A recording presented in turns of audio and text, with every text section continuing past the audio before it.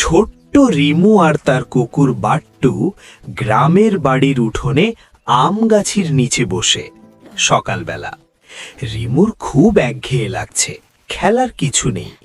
বাট্টুও পাশে শুয়ে আছে।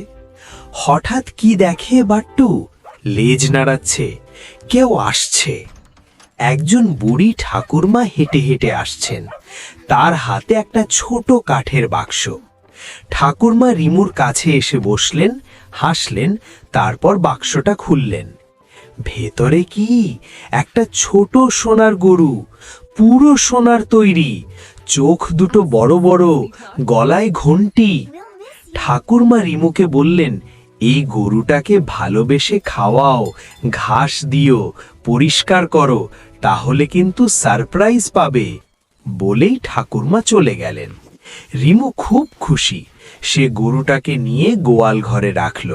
বাট্টু পাহারা দিতে লাগলো। সারা দিন রিমু গরুকে ঘাস খাওয়ালো, পানি দিল। রাত হলো, চাঁদ উঠেছে। রিমু ঘুমিয়ে পড়েছে, বাট্টুও ঘুমিয়ে আছে। কিন্তু গোয়াল ঘরে কি হচ্ছে দেখো। সোনার গরু জ্বলতে শুরু করলো। সারা গোয়াল ঘর সোনালি আলোয় ভরে গেল। তারপর গরু একটা সোনার ডিম পাড়ল। ডিমটা পুরো সোনার, ঝকমক করছে। সকালে রিমু ঘুম থেকে উঠে দৌড়ে গেল গোয়াল ঘরে। গিয়ে দেখে কি, একটা সোনার ডিম পড়ে আছে। রিমু চোখ কচলায়, স্বপ্ন দেখছে নাকি? বাট্টুও দৌড়ে এলো, ডিমটা দেখে লেজ নাড়াতে লাগলো। রিমু ডিমটা হাতে তুলল। বাহ, কি ভারী! সোনার ডিম সত্যি সত্যি।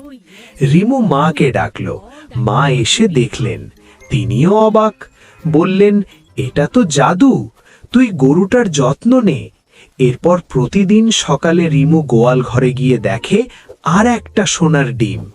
এক সপ্তাহ গেল, 10টা ডিম হয়ে গেল, রিমুর ঝুড়ি ভর্তি।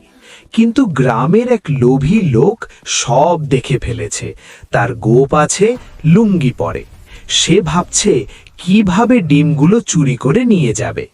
একদিন রাত গভীর, লোকটা চুপি চুপি এলো, হাতে বড় একটা বস্তা। বাট্টু শুয়েছিল।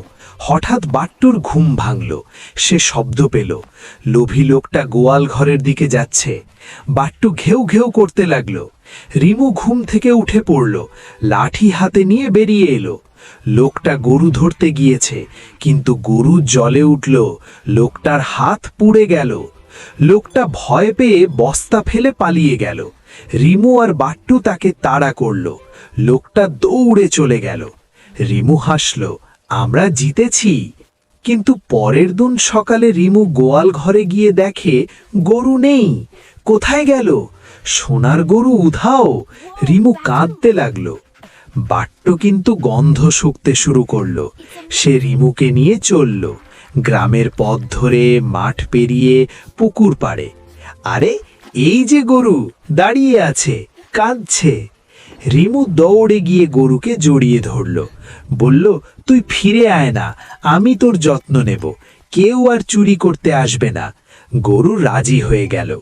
রিমু গরুকে জড়িয়ে ধরে আছে, বাট্টু পাশে লেজ নাড়াচ্ছে, এবং ওরা কিছুক্ষণ পর খুশি মনে বাড়ি ফিরে গেল।